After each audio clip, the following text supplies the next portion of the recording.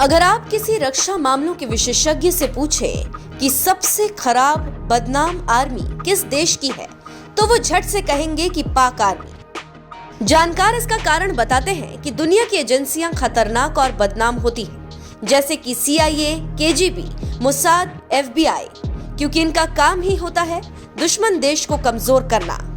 लेकिन सेना का काम होता है युद्ध करना, दूसरे देश को हराना, अपनी बहादुरी दिखाना। लेकिन पाक आर्मी तो अजीब आर्मी है। वैसे देखा जाए तो पाकिस्तान देश ही अजीब है।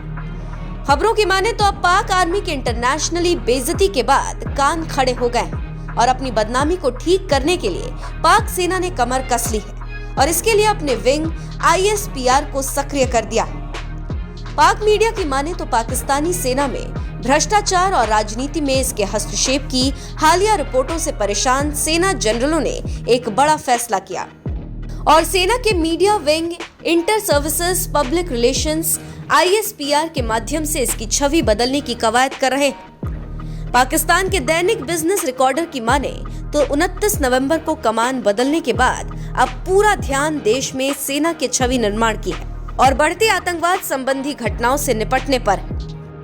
सेना की छवि सुधारने को नई नीति तैयार रिपोर्ट के अनुसार पाकिस्तानी सेना के अधिकारियों ने कथित तौर पर संबंधित हलकों से अपने संस्थान की छवि को सुधारने के बारे में सुझाव मांगे।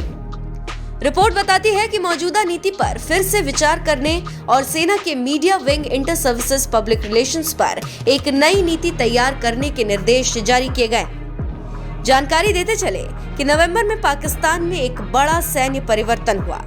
देश के प्रधानमंत्री शहबाज शरीफ ने जनरल असीम मुनीर को देश की शक्तिशाली सेना के नए प्रमुख के रूप में नियुक्त किया। तभी से परिवर्तन शुरू हुए। खबरों की माने तो पिछले महीने पाकिस्तानी समाचार पोर्टल फैक्ट फोकस ने जनरल कमर जावेद बाजवा के परिवार को लेकर खुलासे किए और बताया कि उन्होंने 6 साल के कार्यकाल के दौरान लगभग $56 मिलियन की संपत्ति बना ली। रिपोर्ट में बाजवा की पत्नी आयशा अमजद और बहू महनूर साबिर के सौदे भी शामिल थे।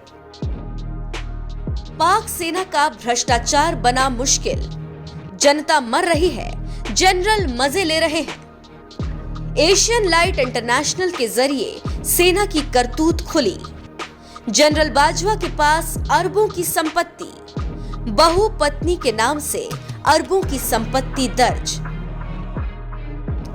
सेना पर आई रिपोर्ट की माने तो वरिष्ठ जनरलों और अधिकारियों को बड़ी तनख्वाह और अन्य भत्ते मिलते हैं, लेकिन उसके बावजूद भी वो भ्रष्ट तरीके से काम करते हैं। जनरल कमर जावेद बाजवा ने 23 नवंबर को अपने अंतिम संबोधन में देश की राजनीति में पाकिस्तानी सेना के हस्तक्षेप को स्वीकार किया और कहा था कि दशकों तक सेना ने राजनीति में अवैध रूप से दखल दिया और अब ऐसा नहीं करेगी। उसी समय बाजवा ने पूर्वी पाकिस्तान की पराजय के लिए पाकिस्तान के राजनेताओं को जिम्मेदार ठहराते हुए कहा था कि 1971 एक सैन्य नहीं बल्कि एक राजनीतिक विफलता थी। आप जानते हैं कि सेना को लेकर इमरान खान खुली चुनौती पेश कर रहे हैं और अपनी सेना को गद्दार, मीर जाफर, मीर कासिम और चोर डाकू से संबोधित कर रहे हैं और इमरान खान का बयान पूरी दुनिया में सुना जा रहा है। ऐसे में सेना चुप है और कुछ कह नहीं पा रही।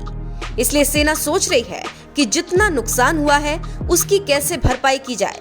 इसके लिए काम पर लग गए हैं और इमेज चमका रहे हैं। लेकिन जानकारों की माने तो इससे इमेज चमकेगी नहीं बल्कि और गर्त में जाएगी। फिर भी देखना होगा कि आगे पाक सेना का रुतबा और इज्जत वापस आता है या नहीं।